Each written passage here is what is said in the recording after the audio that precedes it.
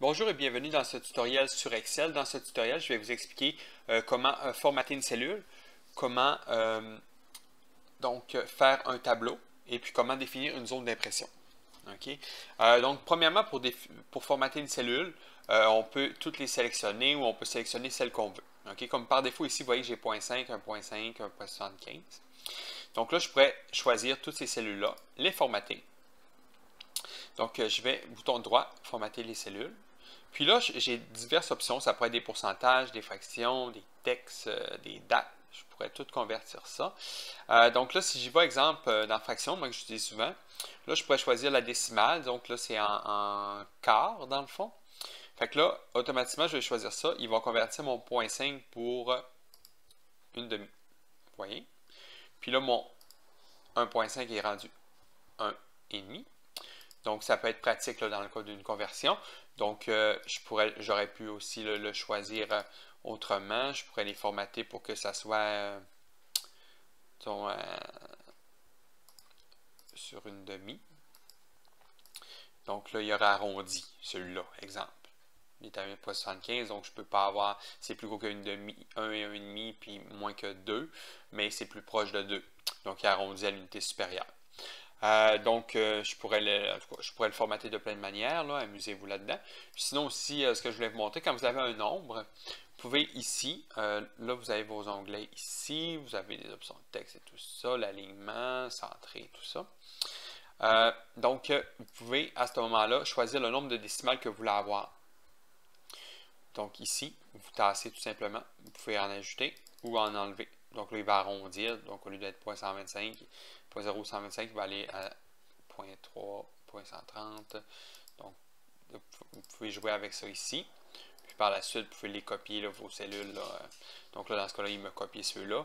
Mais il copie en même temps le format. Il ne copie pas juste le chiffre. Bon, dans le cas des chiffres, OK? Si j'utilise, exemple, 1, comme je vous montre un peu là, oui, il copie le format, mais si en descendant ici, il y a le petit plus en bas à droite, si je fais ça, il va copier le 1. Donc, c'est une manière là, de copier exactement. Sinon, si je me mets un 2 ici, là, il va détecter que moi, là, ce que je veux, c'est une suite. Donc, là, il va mettre un 3, un 4, un 5, un 6, un 7, un 8, un 9, un 10. Puis, j'aurais pu faire la même chose si j'aurais été à coup de 5 puis de 10. Là, il va y aller à coup de 5. Tout simplement. Donc, par la suite, ce que je voulais vous montrer, c'est ça. Vous pouvez choisir ici de faire des bordures, tout simplement, dans votre tableau. Par la suite, on peut décider de faire, disons, mettre un peu de couleur, donc formater un peu un tableau. Vous avez diverses options si vous voulez que l'entête soit de couleur. Comme moi, j'aime bien l'utiliser avec des ombragés comme ça. Parce que c'est plus facile à lire là, parce qu'il est comme en ligne pour les couleurs. Par la suite, même qu'il vous donne l'option ici, là, vous voyez un petit crochet, vous pourriez faire des recherches. Donc, exemple, si vous auriez beaucoup de choix, puis là, je cherche le chiffre 10, ben là, il va me montrer juste le 10. Donc là, à ce moment-là, il va m'afficher juste le 10 parce que j'ai mis un filtre. Donc là, 10 avec le nombre 50. Donc là, je pourrais enlever le filtre. Je pourrais décocher juste le 1 si je voudrais. Puis il m'enlèverait juste le 1. Donc ça peut être très pratique. Par la suite, qu'est-ce que je voulais vous montrer? On peut tout simplement aussi cacher. Okay?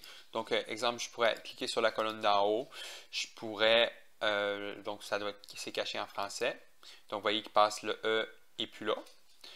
Si vous regardez entre les deux, comme quand on passe de un à l'autre, ici, il n'y a comme pas de différence. Si vous voulez le faire réafficher. Alors que là, vous voyez, il y a comme en tout cas, vous le voyez au niveau de l'affichage, il y a comme, ici, là, il y a comme une option. Fait que là, vous arriveriez ici, puis vous pouvez décacher. Donc là, pour le ramener. Par la suite, au niveau de l'impression, ce que je voulais vous montrer. Donc, quand vous allez dans Impression, vous voyez, il affiche tout ce qu'il voit à l'écran présentement. Mais vous pouvez définir une zone d'impression. Plutôt que, disons, exemple comme là, si je voudrais juste afficher cette table-ci. Donc, je retourne ici. Je vais dans page layout, là. En français, je ne sais pas exactement, mais vous allez le trouver, là, c'est la troisième option. Donc, vous avez zone d'impression. Donc là, vous choisissez votre zone que vous voulez. Puis, vous choisissez pour sélectionner cette zone d'impression. Alors là, quand vous allez dans Imprimer, vous voyez, il m'imprime juste ça. Même si j'ai des choses à côté, il ne me l'imprimera pas.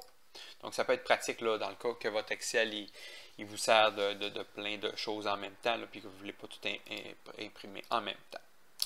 Donc, c'est tout pour ce tutoriel sur Excel. Donc, par la suite, je vais revenir avec d'autres tutoriels prochainement pour approfondir Excel. Je vous remercie.